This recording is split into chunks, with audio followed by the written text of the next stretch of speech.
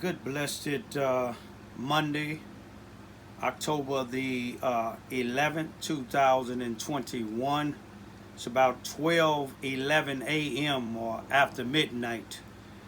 Uh, I greet all human beings all around the world with the universal greetings of peace and the blessings of God be with you.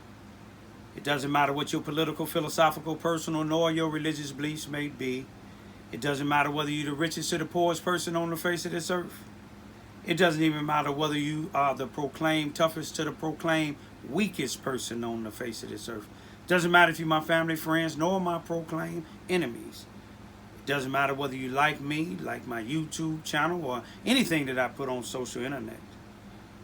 It doesn't matter if you're light-skinned or dark-skinned. It doesn't matter if you're white, black, or any other nationality. Whether you give me a thumbs up, thumbs down, whether you criticize me or give me compliments. I still greet all you all with that same universal greetings of peace and the blessings of God be with you. Tonight I want to get back focused on Brian, B-R-Y-A-N, Lamar, L-A-M-A-R, Johns, Johns, my firstborn child, my only son, may he rest in peace. Those that may not know it, on March 19, 2021, he was found hung in Carbondale, Illinois, in the 400 block of Oakland Street in the Gaslights apartment, North Oakland that is, on the third floor in the hallway. Immediately, when the Carbondale Police Department and the paramedics came on the scene, they called the Jackson County coroner and reached it to Jackson County, Illinois deputy coroner and told them they had someone that hung themselves. And that was the case throughout anything that they was doing. On the March the 25th, 2021, about 6 days after he was found hung or lynched, they claimed that they was doing a death investigation only because me and my two youngest daughters down here in Missouri and my son's mother and her other son went down to Carbondale, and we detested. We let him know that we know he didn't commit suicide. But today make 201 days since his death. No newspaper, nowhere on the face of the earth, no news outlet, news radio channel, a radio station, television station, nowhere on the face of the earth has mentioned his death. I don't even know if it was in the obituary. Well, it wasn't in the paper, so it wasn't even in the obituary in Carbondale, Illinois. And I just want to say this here. I tried my best to have respect for the NAACP. But now, from the national chapter down to the local chapter, I done sent plenty of requests for help. I even filed a complaint with the Carbondale, Illinois NAACP on May the 10th, 2021 at the Irma Hayes Center, Civic Center in Carbondale, Illinois, and actually got the forms, the complaint forms for the person that's supposed to be the chairman, the CEO of the legal department for the Carbondale, Illinois NAACP. But yet they haven't tried to help at all. God began to reveal things to me. Yesterday I was at a funeral of a young black guy that lost his life under the watch of the Charleston, Missouri, Mississippi County Sheriff Department Detention Center or jail on September the 21st or the 22nd, 2021. Having been in the newspaper not one time yet, nor on the news, nor have the NAACP chapter here in Charleston, Missouri made any type of comments or anything about it. Matter of fact, I went to a meeting a couple of days after we had a vigil in a peaceful march up at the detention center here in Charleston, Missouri, concerning the young man's death. And the NAACP here in Charleston, Missouri, told the father, me and the father of the son of the guy who died up under the Mississippi County Detention Center here in Missouri's jail up under their watch. They told the father that he went over their head. He didn't go through protocol because he went to the NAACP state president out of Jefferson City, and he said that they jumped over protocol. But yesterday, at our civic center, the C.F. Bowen Center here in Charleston, the young man that died in the jail, his mother happened to go to the church where the NAACP president go. I found this out later. The NAACP vice president, I believe they husband and wife, I'm not for sure, but the NAACP headquarters is at their church. I think it's Rock Hill Baptist Church in Carbondale, Illinois. But so happened the preacher and a deacon from this same church out of Carbondale where the NAACP headquarters is at, the pastor of that church gave the eulogy. And I got up and spoke at the funeral, and I made a comment about how my son was found hung in Carbondale, Illinois, back in March of 2021, and it hadn't been in the paper. Ain't nobody mentioned nothing.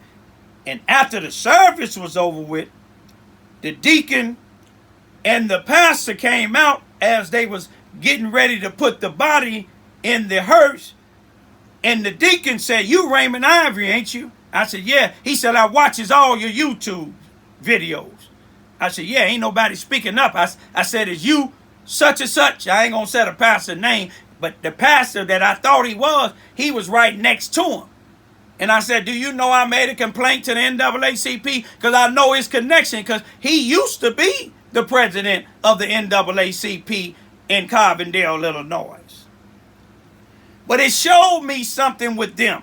I listened to his eulogy. It almost put me to sleep, but I stayed awake because I wanted to hear everything that he was saying. You see, I heard what he said, and I looked at the 25 years I've been down here fighting against injustices and where the NAACP stood, which was far away when you go up against white supremacists, when you go up against schools that's treating blacks wrong, police department, courts. They shy away from it. Not now one of them people in that church, not even the preacher that gave the eulogy, not even the deacon that asked me was I Raymond Ivy, not even their president. Now, they meet with other people whose cases be in the news, like when the 15-year-old girl in Carbondale was body slammed by white police.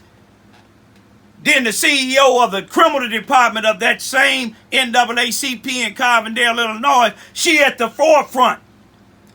They at the forefront with that. They want to have a meeting with them because it was in the news. But my son, he was homeless. My son, he was black. My son, he was addicted to drugs. My son had been to the pen. but my son also was a victim.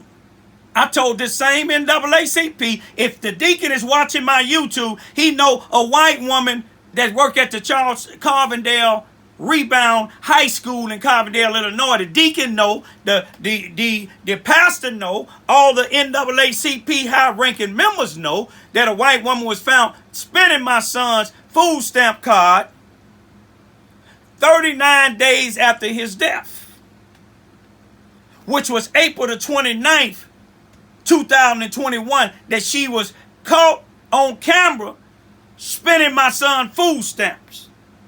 But yet ain't nothing done. Her and her husband, she white and her husband black. Her husband supposed to be a Muslim, but her husband and her was misusing my son, taking advantage of his illness to drugs.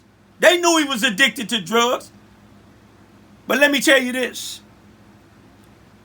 The police department, well, let's start at the corner.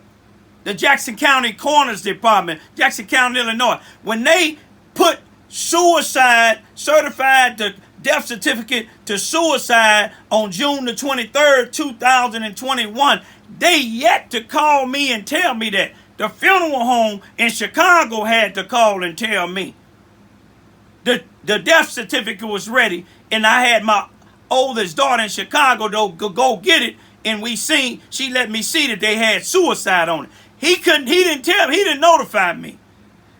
I found out that the police department, the first week, maybe the 1st or the 2nd of September 2021, the police department completed their death investigation that they claimed that they started March the 25th, 2021, which would have been about 180-something days, over 6 months.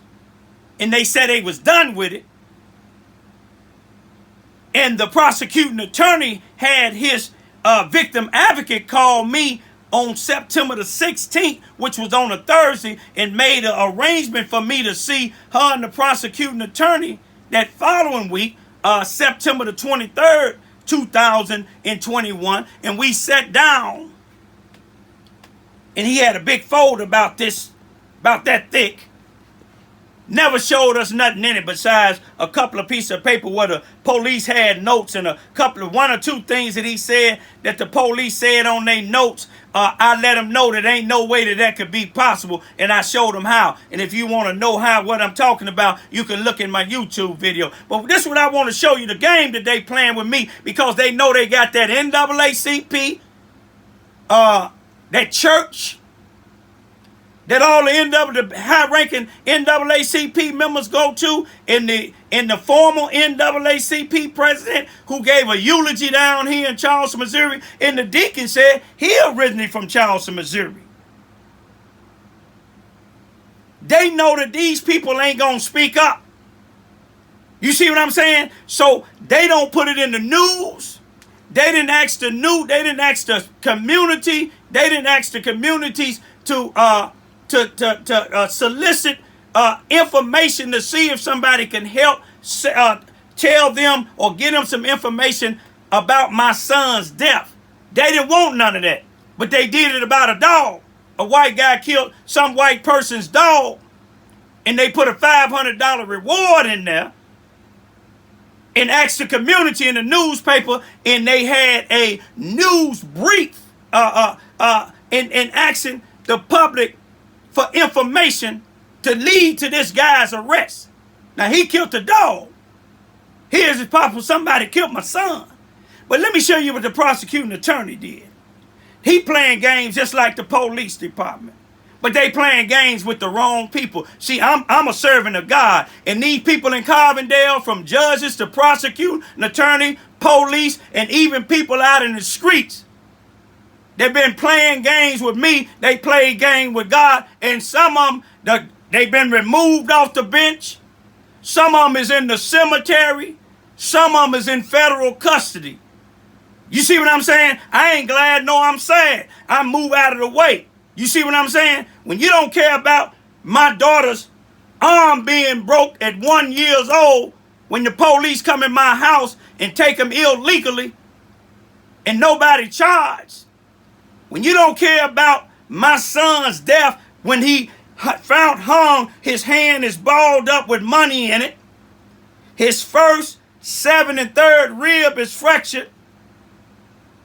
He have a little, the lady said, mild blunt trauma to his ribs or his torso. Mild blunt trauma to his lip. But this prosecuting attorney, he sat down, he had already let me know that he already sided with what the police was saying. He told me he read all that. I know he didn't read all of it. Because I asked him, why, if you read all this here, why is you closing it and my son's ribs was fractured? And he said, I don't know when that happened. He not only don't know when it happened, but he don't care when it happened. I wonder if it was his son. I think he said he got a son. I wonder if it was his wife or his grandmother. And if anybody don't like what I'm talking about, I don't care what you like, what you gonna care about.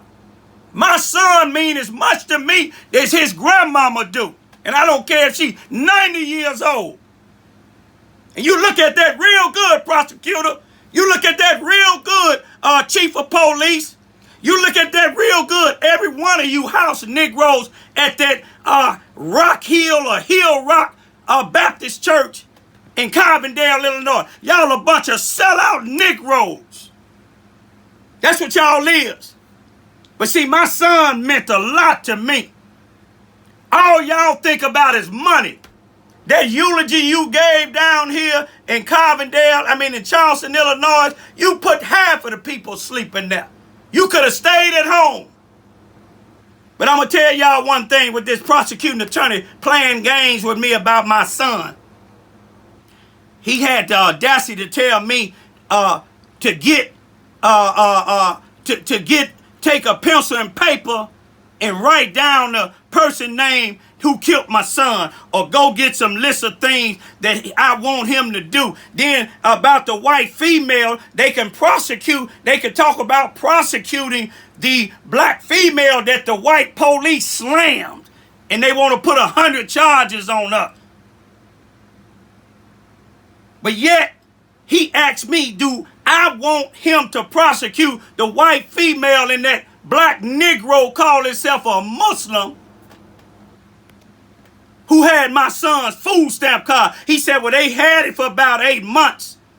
That should give you enough to call the people, the federal and the state people, and you should be prosecuting them. But then he want to play games. He said, well, I'll open it back up. I don't want you to open it back up. Close it, because all you're looking about is suicide. Then on the 23rd, that's what he told me, playing games with me. See, the people down here play games with me. The judges, prosecutors, attorneys, and some of these other Negroes in the streets. But some of them is in the cemetery, some of them lost their jobs, and some of them is in the penitentiary. You think about that. And this is no threat, because I don't do none of it. God do it. God wipe y'all out. But he gonna play games with me about my son. He don't know and he don't care. See, he told me before on August the 5th, when I talked to him before he even got my son's case. So he said, I told him about the white female with the food stamp. He tell me, oh, people use people food stamps all the time to feed their kids. So a white woman can use my son's food stamp card when he addicted to drugs and when he dead, and it's okay for her to feed her kids. Well, let somebody stick a gun to your head or your wife's head and take your money, or one of y'all have a heart attack from it, and let them get to spending your credit card. And you call yourself Spanish for the Spanish and black people? You might well put on a Ku Klux Klan hood on your head and sheets on your shoulders, because that's what you talked about. Like, all you're talking about is your little murders that you doing. But people gonna vote you out, and I'm gonna help them vote you out. But he gonna lay here, he tell me, on the 23rd that he was going to close. He was going to call the police chief on Friday, which would have been the 24th of September. And he was going to tell him that it was closed. So me and some other people sent for the Freedom of Information Act, and the police department said he ain't did nothing. So I called. I waited another week to the 1st of August, October rather. And I talked to the victim advocate. That's what they call him. But my son must have not been a victim. Well, he was a black one, and that don't count. But let me tell you what she told me. She said she was going to talk to him. It was about 2 o'clock on the 23rd, on a Friday. She said he ain't here right now, but it may get kind of late, but I'll call you Monday. She didn't call me Monday, but she called me Tuesday and apologized, and I accepted it. And she said that he said that he gonna close it, but he didn't give me no specific date. So he playing games. That's what they did down here, playing games with me. The judges, the prosecuting attorney, some of these black folks in this town, some of these white folks, and like I told you, God moved some of them off the bench. He put some in the cemetery and some in the pen. When you do God people wrong, ask Pharaoh. When he was coming at Moses, God opened that sea and closed it back up. See, you walking around because you're buffed up. You look like you've been in the penitentiary. But you know the individual that had my food stamp card because he know you well enough that he was going to give me your personal number and told me not to tell you that I got it from him. See, I know y'all work with these snitches and let them kill certain black people, but they killed the wrong black man. Do you hear my voice? Yeah, I'm angry, but I ain't going to sit in my anger. You see, God take care of my business, and I know you watch this here. I hope you can't sleep. You see what you're doing to my family, God may do it to yours too. Oh, my heart is hurting. Oh, I got a bad headache. Oh, I can't get up out the bed. And I'll just sit there. You tell me to call a doctor, I'll do just like the slaves did during slavery. The ones in the field. Oh, the prosecuting attorney, he's having a chest pain. Raymond called the doctor. I ain't calling. Okay, I call. Yeah, just a doctor. Okay, yeah, he all right now. He took some nitro. I know y'all don't like this here. I don't like what you did about my son. In Carbondale, I can't say a damn leader. That one dude in the town, I forgot his name, he be singing the African anthem around there. Y'all ain't nothing but fakes. All of y'all ain't nothing but fakes. But one thing about it, let me tell y'all something. God give me enough fire. As long as he give me this voice, give me this heart, I don't even need my eyes. I'm going to let the people know how y'all are. See, the national chapter of the NAACP know what's going on. You see what I'm saying? I done contacted the state, the local, and ain't none of them doing nothing. You see what I'm saying? I would never go to the NAACP for anything anymore. I'll sit down and get a peace treaty with the Ku Klux Klan before I would. More white people is trying to help me get justice than your NAACP. But I'm going to leave for right now. Any of y'all don't like what I'm saying? It's two things you can do. You can not watch it. You see what I'm saying? Or try to shut my mouth up. And that's going to be real hard because I got a big mouth. Peace be still.